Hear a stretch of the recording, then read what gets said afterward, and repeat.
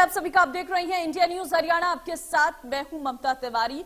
सुबह सवेरे नई खबरों को लेकर आपके बीच हाजिर हैं। आज क्या रहेगा हरियाणा में, उससे आपको अपडेट देंगे। सबसे पहले बात, पंचायत चुनाव के बाद हरियाणा बीजेपी ने अब 2024 और 3 नगर निगमों के लिए चुनाव की तैयारी तेज कर दी है। इसी कड़ी में अगर बात करें तो गुरुग्राम में हरियाणा बीजेपी कार्यकारिणी की बैठक हुई। बीजेपी कार्यकारिणी की बैठक 2 सत्रों में हुई है। बैठक में सीएम मनोहर लाल, प्रदेश प्रभारी, प्रदेश अध्यक्ष ओपी धनखड़ समेत तमाम सांसदों विधायकों ने मंथन किया। बैठक के बाद प्रदेश अध्यक्ष ओपी धनखड़ ने बताया कि बीजेपी के फिलहाल 1 लाख कार्यकर्ता हैं, जिन्हें बढ़ाकर 4 लाख करने के लिए योजना बनाई गई है।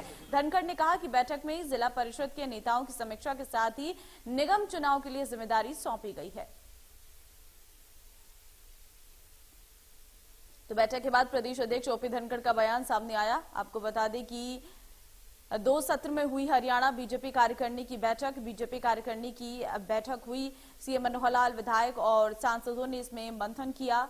आपको बता दें कि बैठक के बाद प्रदेश अध्यक्ष ओपी धनखड़ का बयान भी निकलकर सामने आया।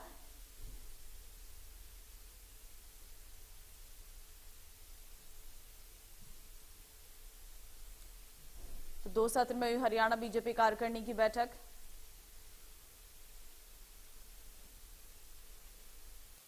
टारगेट हम लेकर चले हैं संगठन के विस्तार का। अभी भारतीय जनता पार्टी हर बूथ पर 3 कार्यकर्ताओं के साथ जो है काम कर रही है, जिसको हमने त्रिदेव कहा।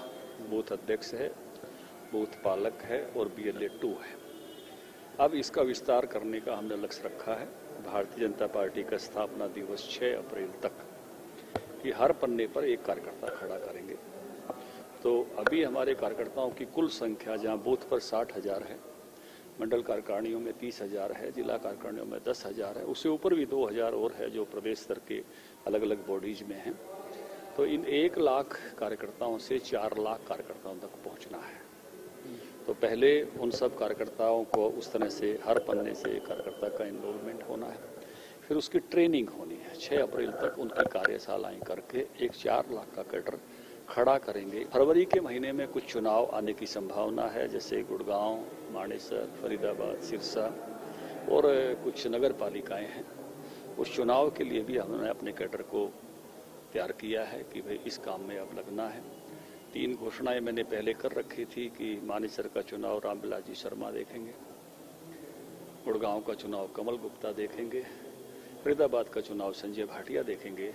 अब सिरसा के लिए भी हमने कंवरपाल गुर्जर जी को दायित्व दिया है, सिरसा का चुनाव वो देखेंगे।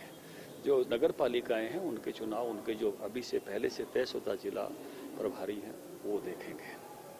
और आगामी 6 अप्रैल तक का हमारा स्थापना दिवस होता है।